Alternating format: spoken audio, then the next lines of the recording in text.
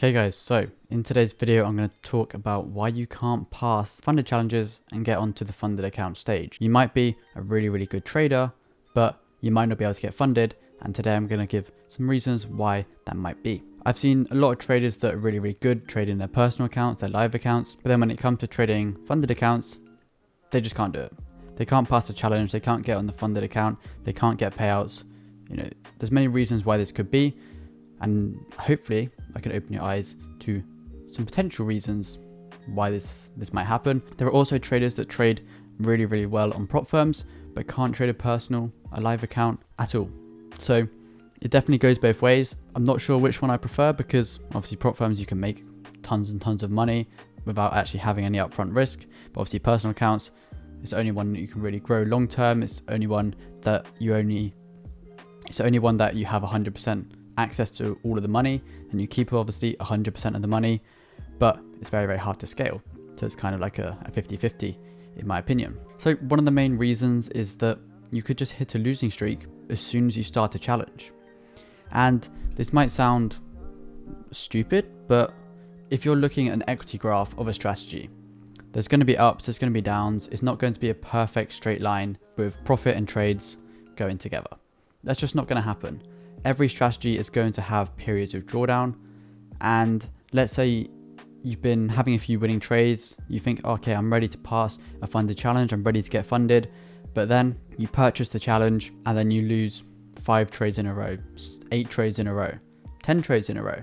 You know, this is entirely possible. You're never going to get to the point in your trading where as soon as you purchase a challenge, you're just going to have wins. That's not going to happen.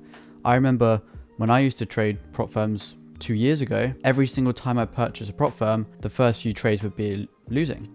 The first trade would always be a loss, you know, and it was quite hard to actually get out of that loss. You know, when you're starting at 100k or 200k, that flat round number, going below that is very tricky to actually get out of that. So if you actually start on a losing streak, for most traders, it can be psychologically very difficult to actually get out of drawdown starting on such a low. You could have a really good strategy, it could be profitable 9 months of the year, good win rate, but then that one time you buy a challenge, you hit that losing streak, and then you blow the account.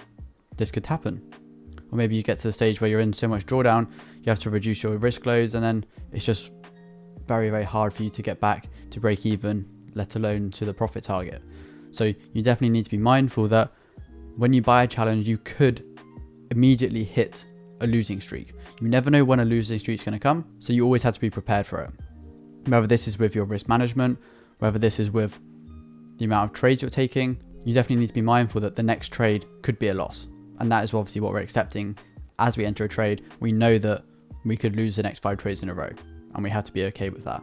And our risk has to be okay with that too. And the second point is you're focusing too much on trying to become a funded trader rather than just trading. This is kind of a key thing to succeed with prop firms. You'll be profitable on a personal account, and that is what gives you the signal to yourself that you're ready for a funded challenge. But if you're trading just normally with no profit targets, no restrictions for news or drawdown, you can just trade how you want.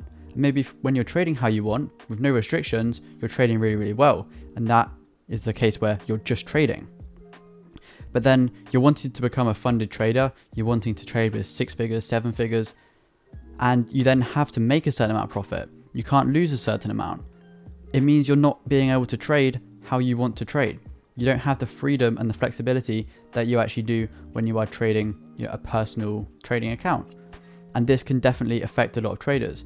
It might not be something where they're like, oh, well, now I'm losing every trade, but they'll make decisions in their trades with their management or their risk that won't be the same as what they would normally do because of the restrictions with the challenge accounts. I feel like it is much easier nowadays in 2024 because a couple years ago, or even last year, a lot of the firms did have minimum trading days or maximum trading days, notably 30 days for phase 1, 60 days for phase 2. So if you couldn't make the 10% within 30 days, you'd either have to do a retry or you just have to accept that you weren't going to pass a challenge. And this can be quite difficult for people because maybe they were up 8%, 9% and couldn't quite get to that 10% in the 30 days, which meant that they made 9% profit, but they didn't pass. They got nothing from it. So it can be quite difficult because let's say you're just trading out in your personal account, 9% in a month. That's amazing. 9% in a month, that is beautiful results. But you're doing that and you're not getting any reward from it. And then you're considered someone that's failed a challenge because you've only made 9% instead of 10%. It can be quite tricky. And that is why you can still be a good trader, but not actually get funded. Another reason is you go into the funded stage with too much confidence, or you go into phase 2 with too much confidence. You pass phase 1, you've done it relatively quickly, maybe you've only had a couple losses, and you think, okay, phase 2, I only have to make 4% profit. I just made 8% or 10% in phase 1, 4%, that's easy. It's a walk in the park. Overconfidence leads to humbling. The markets will very quickly humble you if you go into trading with too much confidence. You go in there with too much risk. You go in there entering too many trades. You will be punished. It's as simple as that. This can also happen on the funded stage. It can also be exaggerated on the funded stage because you pass phase 1, you pass phase 2, you're now a funded trader, you've got your prop firm certificate, you're now onto the stage where you get these huge payouts, you get on the prop firm leaderboards, but it's not that simple. You then have the psychology that, okay, so I need to make profit now. I need to make profit. Obviously, you need to make profit to get your refund. You need to make profit to then receive your first payout, to become an actual funded trader. Anyone can become a funded trader by passing the challenges, but actually getting payouts consistently, or even just one payout, that's an entirely different kettle of fish. And another reason why this might be tricky for most people is because they don't have a lot of experience trading with large accounts. Let's say you're trading with a £1,000 account and you're risking 1% per trade and you make 5%, and this 5% is only £50. You're then going into trading the prop firms with the mindset of, okay, 5% is not that much. I used to trade that, it's only £50. And you go in, lack of experience with the large lot sizes, 200k account, you're trading with 5% profit, that's 10k. But when you see 10k on the screen, you're like, oh my God, $10,000. But then you need to think, okay, it's the same as me just trading, making 5% on a smaller account. But because the numbers are there and they're affecting your psychology, it can be quite difficult for you to actually adjust if people go straight in with the large account sizes. My advice to you, start small, work your way up. Use the payouts from the smaller account size to scale up.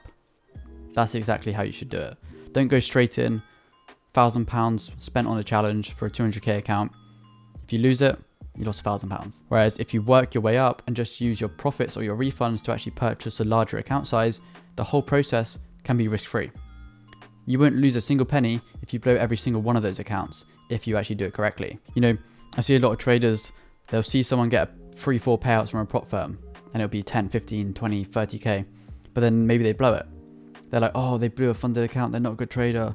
But they've got their refund, they've withdrew $25,000, $30,000 from that prop firm, but they're a scammer. Okay, so they're making a yearly salary with no risk, because once you've got the refund, there's no risk, but they can't trade. It doesn't really make sense, and a lot of people actually go in with this mindset. They try and make as much money as possible, but the key is consistency. If you can get a few payouts from a prop firm over a couple of months, this can all add up. Even if it's 2% per month on a $400,000 account, 2.1% per month is over 6 figures in a year. Would you be happy making 6 figures in a year? I'm pretty sure most people would say yes. Would you feel like you could make 2% per month? Definitely. If you can pass making 10% or 8%, then you can quite comfortably make 2% in a month. So 1 to 2. 1 to 2 per month. Or 3 trades, 2 losers, 1 winner with a good risk reward, and you're sorted. Then you can get your payout, then you can go about your day, wait for the payout, trade again. Simple as that. If you have had any issues with trying to get funded, maybe psychology, technicals, leave them down in the comments below. Maybe I can reply to some of them and help you guys out. But without further ado, see you guys in the next video.